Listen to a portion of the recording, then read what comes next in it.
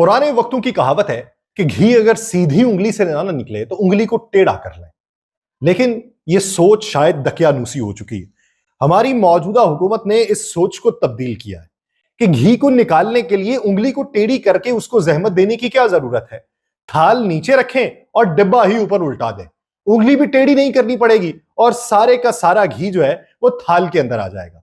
अभी मौजूदा सूरत हाल के अंदर practice and procedure act, election तरमीमी act, मखसूस नशिस्तें, मौलाना माइनस, पीटीआई माइनस, आईनी तरामीम, आईनी कोर्ट, सब कुछ तय पाया जा चुका है। आप सब पर सलामती हो, मैं यासिर रशीद हूं और आप मेरा वीलॉग देख रहे हैं। नाज़रीन, आज के दिन की बड़ी खबरों में क्या है? एक खबर ये कि प्रैक्टिस एंड प्रोसीजर एक्ट जो है वो उसमें तरमीम कर दी गई है। दूसरी बड़ी खबर ये कि इलेक्शन तरमीमी एक्ट का नफाज करके पाकिस्तान तहरीक इंसाफ को कौमी असम्बली से वाइप आउट कर दिया गया। तीसरी खबर ये कि मौलाना की अहमियत जो पिछले दिनों में दिखाई दे रही थी वो अब माइनस हो चुकी है। चौथी खबर ये कि पाकिस्तान तहरीक इंसाफ के रहनुमाओं को गिरफ्तार करने की मुकम्मल प्लानिंग हो चुकी है। पांचवी खबर ये कि जलसे की जगह का जो तयन किया गया था, जलसा वहां पर नहीं होगा। लेकिन बातें ये हैं कि एक नहीं चार कल जलसे होंगे। पहली खबर से बात का आगाज करते हैं कि आज के दिन आलिया हमजा साहिबा की तरफ से एक दरखास्त थी लाहौर हाई कोर्ट के अंदर, और एक मुतफर्रिक दरखास्त दायर की गई थी जलसे की इजाजत ना देने के हवाले से। एक थी कि जलसे की इजाजत ज़िला इंतजामिया नहीं दे रही, क्यों नहीं दे रही पूछें, और दूसरी ये थी कि जलसे की इजाजत इनको ना देने दें। आज जब उसके ऊपर समाअत हुई लाहौर हाई कोर्ट के अंदर, तो आज आईजी जो है, आईजी पंजाब, वो उधर पेश हुए, चीफ सेक्रेटरी अदालत के अंदर पेश हुए। जजेस साहिबान ने ये बात की कि हम सारा काम छोड़ के यहां पे बैठे हुए हैं। एक पॉलिटिकल पार्टी है, पॉलिटिकल पार्टी को हिरासा कर रहे हैं आप, आपसे ये उम्मीद नहीं थी। और ये मुखातिब करके कहा गया आईजी को। आईजी साहब ने आगे से जवाब दिया कि ऐसी कोई भी हिदायत नहीं है, हम किसी को हिरासा नहीं कर रहे। चीफ सेक्रेटरी साहब को जजेस साहिबान ने जो बात की ना, वो बड़ी अहमियत की हामिल है। उन्होंने कहा कि माजी में जो इक्तदार में थे अब वो अपोजिशन में, और माजी के अपोजिशन वाले अब इक्तदार में। आप माजी में भी अपनी सीट के ऊपर बराजमान थे, आप अब भी अपनी सीट के ऊपर बराजमान है।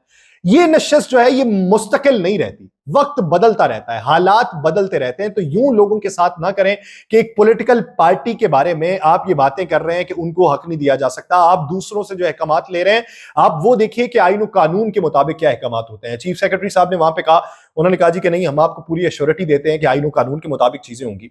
इब्तदाई तौर पे जब ये खबर आई कि जलसे की इजाजत ना देने की जो दरखास्त थी उसको जब मुस्तरद किया गया और कहा गया कि जलसे की इजाजत जो दरखास्त आपको आई हुई है, जिला इंतजामिया शाम 5 बजे तक उसका ऐलान करे, तो सबने ये कहना शुरू कर दिया कि देखें जी, अज़मा बुखारी साहिबा ने भी ये कहा कि अदालत ने ये नहीं कहा कि जलसे की इजाजत है, अदालत ने ये कहा कि आप देख लें जलसे की इजाजत देनी है या नहीं देनी। ये मंतिक के बगैर बात थी।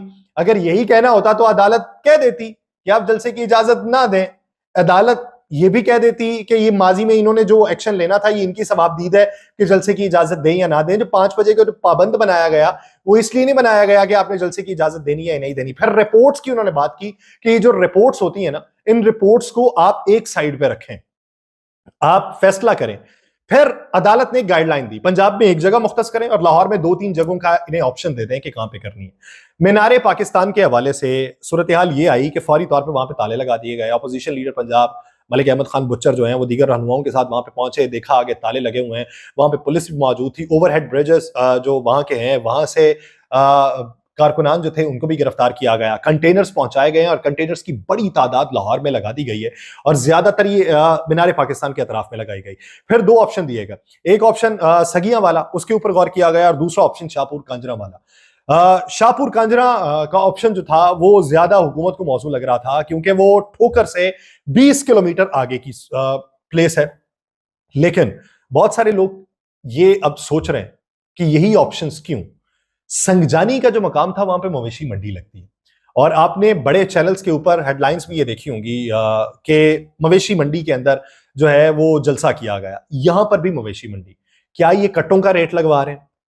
बकरे आने हैं वहां पे, उनका रेट लग रहा है कि मवेशी मंडी में जाएं, वहां पे जाके आपने जो बोलना है। लेकिन इसी तनाजुर में 42 जो रहनुमा पाकिस्तान तहरीक इंसाफ के, उनके लिए सूरत हाल ये बनाई कि उनकी नजरबंदी के अहकाम जारी कर दिए कि ये इदारों के खिलाफ बोलते हैं, इसलिए ये नजरबंद रहेंगे। 90 दिनों की नजरबंदी के अहकाम जारी हुए। बहुत सारे लोग जो हैं وہ اس وقت نظر بند کیے جا چکے ہیں، اور بہت سارے لوگ جو ہیں ان کے بارے میں ابھی تلاش جاری ہے کہ کہاں پہ جا کے وہ ملیں گے تو وہاں پہ انہیں نظر بند کیا جائے گا۔ پھر صورتحال یہ بھی آئی کہ گرفتاریاں جو ہیں وہ کل رات سے شروع ہیں، اور میں نہیں شاہد ہوں بیشتر ایسے مقامات کا کہ جہاں پہ پولیس کی بھاری نفری جو تھی وہ اس کی موجودگی پائی گئی، اور پھر کچھ وقت کے بعد وہ وہاں سے چلے گئے۔ تو اس ضمن کے اندر وہ کس حد تک کامیاب رہے یا کس حد تک نہیں رہے، فگرز منظر عام پہ نہیں آ سکے، اعداد و شمار کہ کتنے لوگ جو ہیں وہ حراست میں لیے جا چکے ہیں۔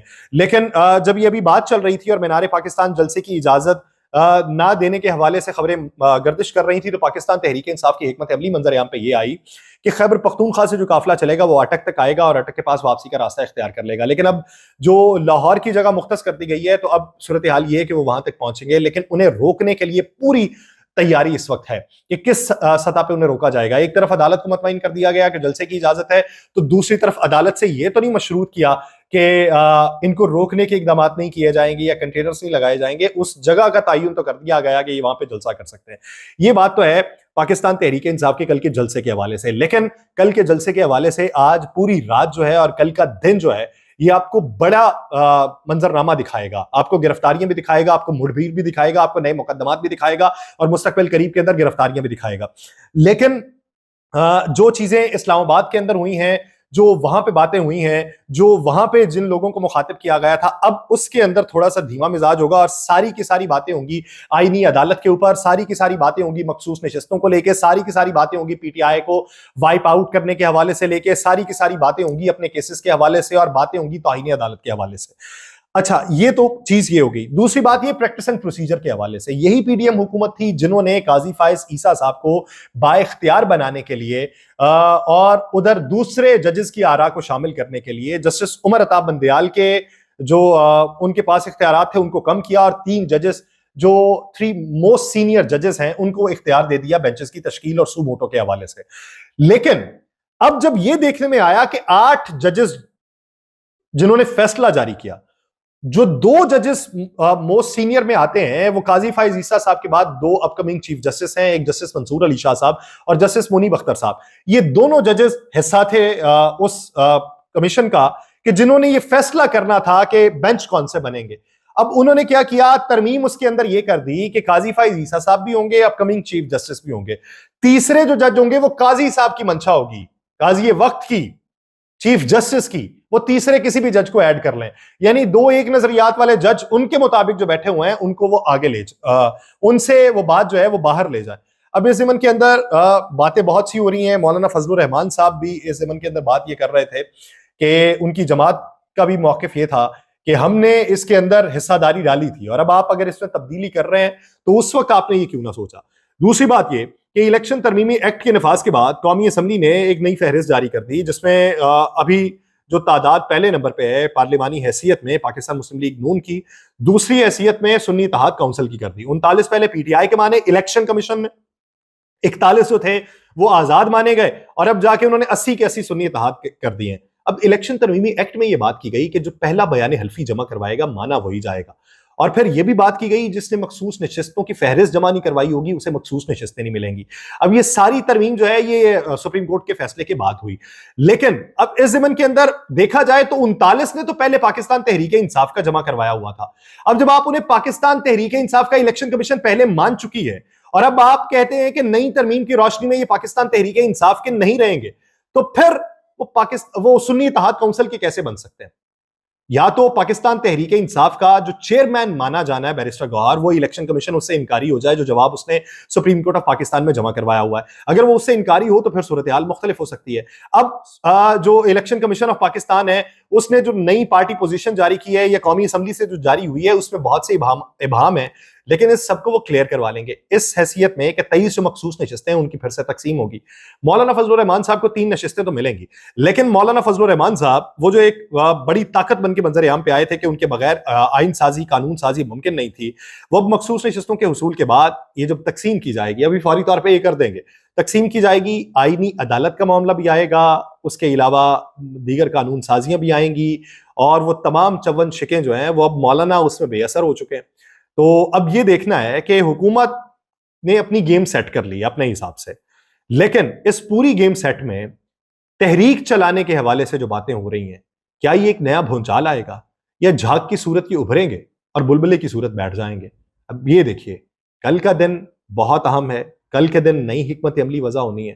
مولانا فضل الرحمان صاحب کا آج کا لہجہ جو تھا وہ باقاعدہ طور پہ کوئی بھی حکومت کی طرف ٹلٹ کا نہیں تھا، اور انہوں نے آج بھی یہ بات کی کہ ہم اس ترمیم سے متفق نہیں تھے، وہ جمہوریت کے خلاف تھی۔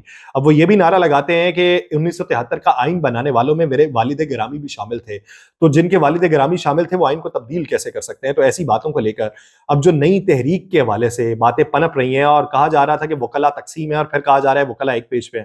دیکھیے کتنا بھونچال آتا ہے۔ مجھے دیجیے اجازت، اللہ نگہبان۔